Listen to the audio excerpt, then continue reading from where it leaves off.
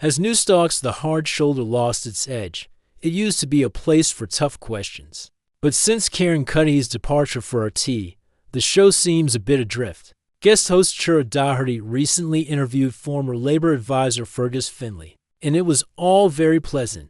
They were talking about his favorite books, so you wouldn't expect fireworks, but it highlights a shift. Finlay's choice was Flann O'Brien's At Swim Two Birds, which he said felt like his own biography back when he was a morose, withdrawn, introverted student. It was a sweet segment, but it does make you wonder about the show's direction. It feels like it's in a holding pattern, waiting for a permanent host to make their mark. That's not a knock on Ciara Doherty. She's a steady hand, and she proved it in a powerful interview with Andrew McGinley, whose 3 children were tragically killed by their mother. He spoke with incredible calm about supporting a legal challenge to the coroner's inquest, hoping something positive could come from it.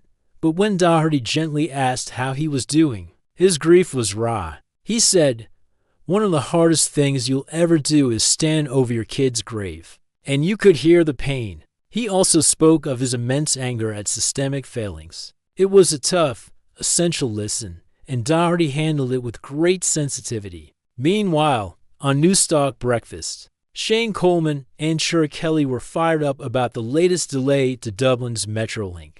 Kelly declared, "The legal system does not serve the people," a catchy, populist line that she repeated later.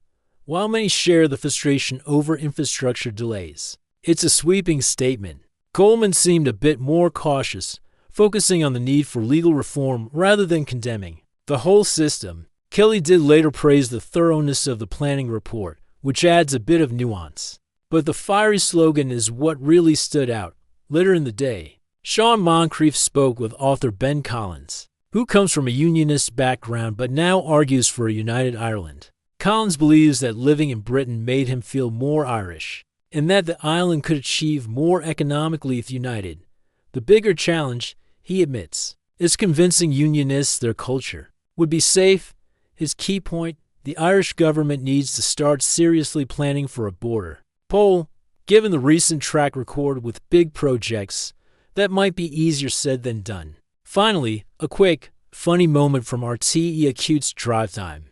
New hosts Katie Hannon and Colm Mongáin were talking about parent-teacher meetings. Mongáin confessed his old school reports often said he needs to concentrate. Hannon quipped, "So they found that, too, did they?" He then joked that those same teachers can now thankfully just turn his voice off with a switch. A perfect radio moment. Thanks for watching. What are your thoughts on these shows? Let me know in the comments. And don't forget to like and subscribe for more media analysis.